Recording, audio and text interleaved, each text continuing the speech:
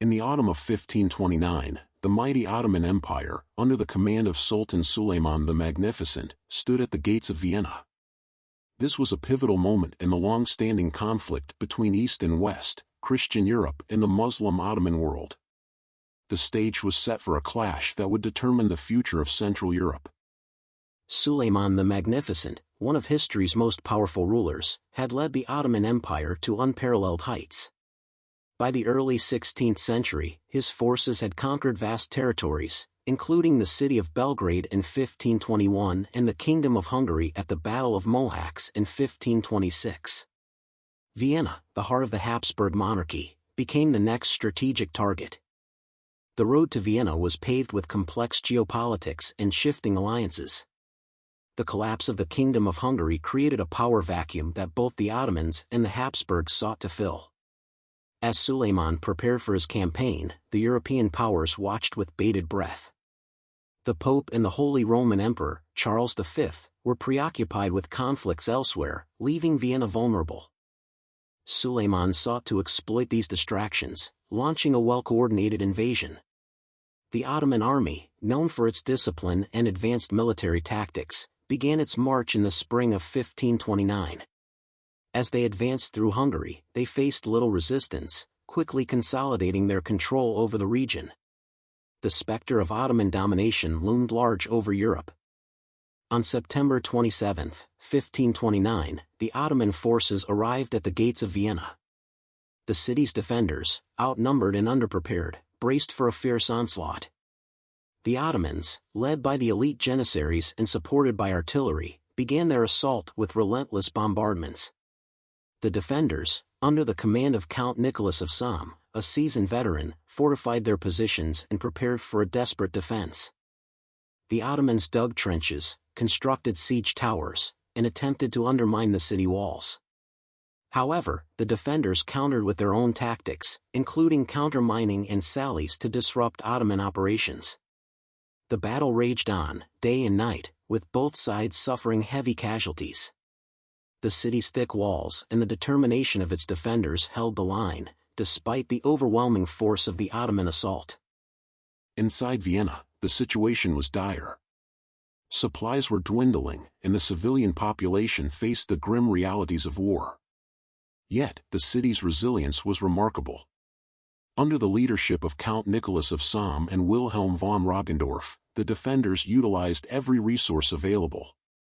From soldiers to civilians, everyone played a role in the defense effort. Women and children carried water, tended to the wounded, and helped prepare defenses. The city's morale, bolstered by the strong leadership and unity of its people, proved to be a formidable barrier against the invaders. Despite repeated Ottoman assaults, including several large-scale attacks, the defenders managed to repel each one. Their effective use of countermining foiled Ottoman attempts to breach the walls from below. The city's fortifications, hastily strengthened before the siege, withstood the onslaught.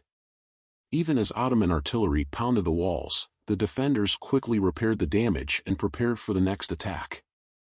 As the siege dragged on, the tides began to turn. The onset of cold and rainy weather compounded the Ottomans' challenges.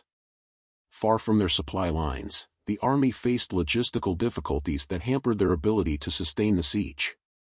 Food shortages and disease began to take their toll on the troops, eroding morale and weakening their resolve.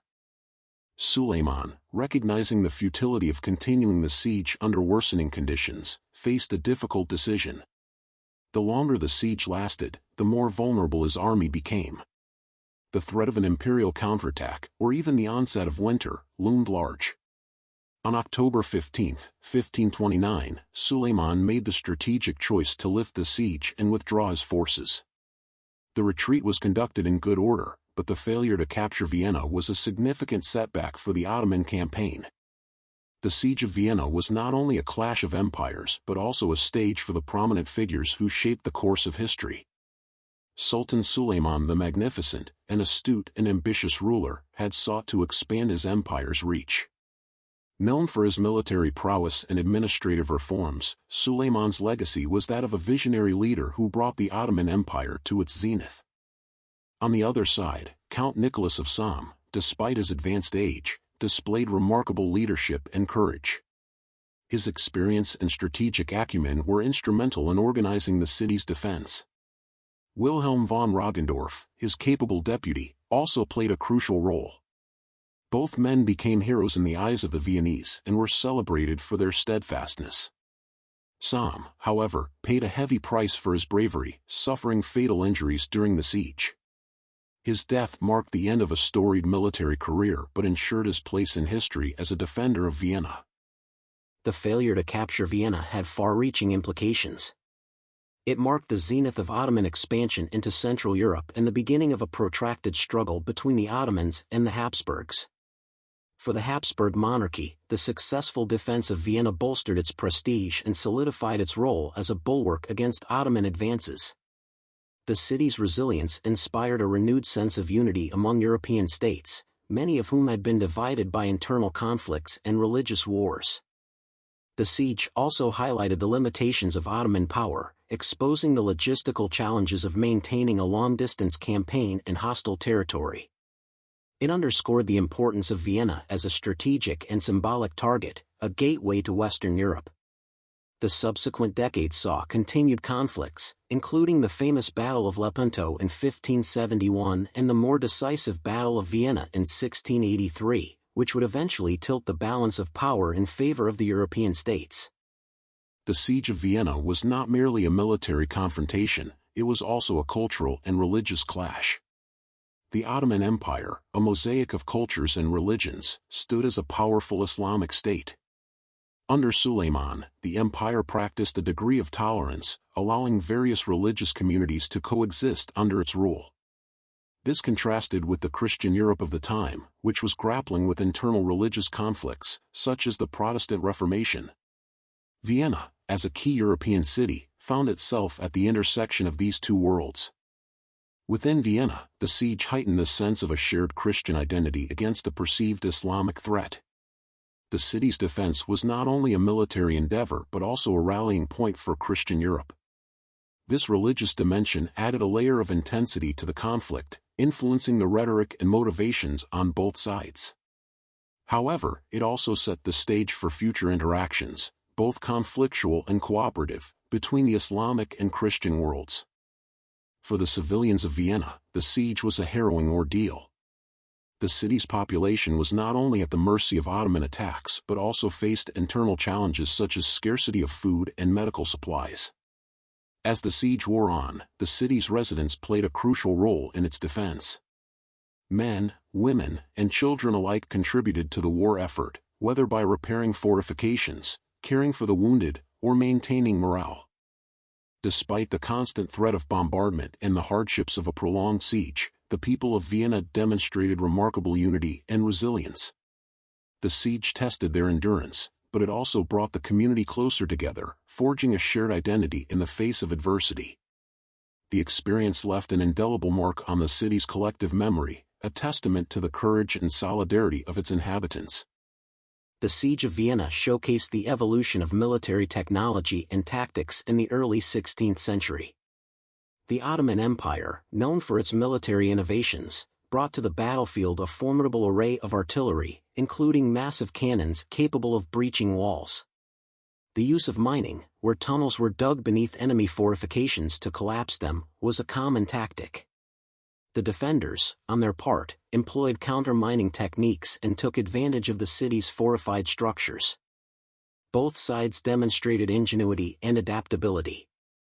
The Ottomans, despite their superior numbers and technology, faced significant challenges in penetrating Vienna's defenses.